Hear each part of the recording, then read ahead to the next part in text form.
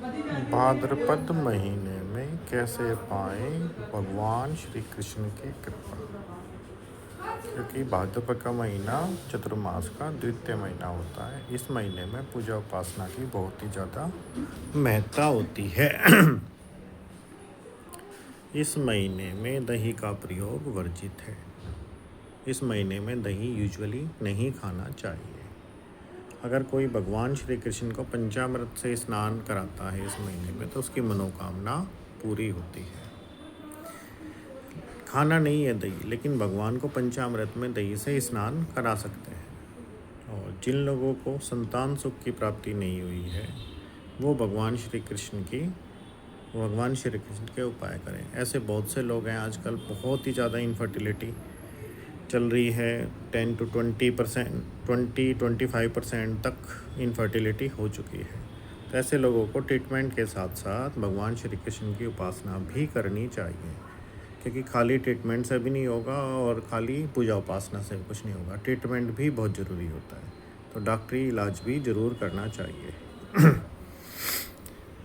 इसके अलावा अगर किसी के कॉन्फिडेंस लो है, वो भी काफ़ी ज़्यादा है आजकल, डिप्रेशन वगैरह की दवाइयाँ खाते हैं बहुत सारे लोग, तो कॉन्फिडेंस बढ़ाने के लिए इस महीने में श्रीमद् भागवत का पाठ करते हैं। लेकिन ज़्यादा टाइम पाठ नहीं है, एक अध्याय पढ़ सकते हैं, कुछ श्लोक पढ़ सकते हैं, कुछ भी छोटा। ऐसा नहीं है कि आप पूरा दिन भागवत पढ़ते रहें, क्योंकि अपने रूटीन काम भी करने भी बहुत ज़रूरी होते हैं। हाँ, 5 to 10 मिनट इज़ एनफ हो जाता है।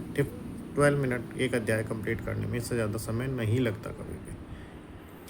तो इस महीने में कॉन्फिडेंस बढ़ाने के लिए श्रीमद् भागवत का पाठ करें। पूरी का नहीं करें तो 11वें अध्याय का आप पढ़ सकते हैं इसमें।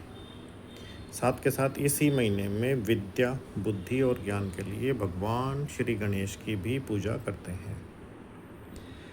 तो सबको चाहिए, विद्या भी चाहिए, बुद्धि भी और ज्ञान भी, उसी से हमारे हर चीज़ें आगे बढ़ती हैं। तो भगवान गणेश की पूजा के लिए इस महीने में पीले रंग के भगवान श्री गणेश की स्थापना करते हैं और रोज़ सुबह और शाम उन्हें दुर्वा और मोदक का भोग लगाते हैं। रोज़ ना भी लगाएं आप भोग, लेकिन सुबह शाम उनकी आरती करें, उनकी पूजा करें। लेकिन 5 to 10 मिनट ही इनफ होता है। मैं अपनी हर वीडियो में बताता हूँ, बहुत ज़्यादा पूजा पाठ भी नहीं करना चाहिए। अपने रूटीन के काम, अपने सारे काम अच्छे से करने चाहिए, ना कि हमेशा ही सिर्फ पूजा पाठ में लगे रहें। पूजा पाठ भी ज़रूरी है, लेकिन हर काम का थोड़ा थोड़ा समय होता है। इस पूरे महीने में आपको सात्विक रहना है, यानी नॉन वेज ना खाएं। नॉन वेज कभी नहीं खाना चाहिए इस महीने में ख़ास तौर पर, क्योंकि वैसे भी इस मंथ में बैक्टीरियल ग्रोथ ज़्यादा होती है। इस महीने में कोई भी शुभ काम ना करें।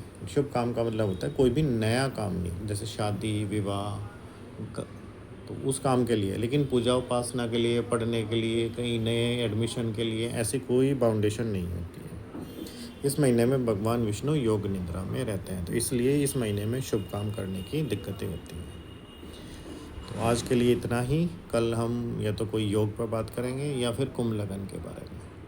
तो आज के लिए भगवान श्री कृष्ण की कृपा आप सब पे बनी रहे। आप सब लोगों का बहुत बहुत धन्यवाद। हरे कृष्ण।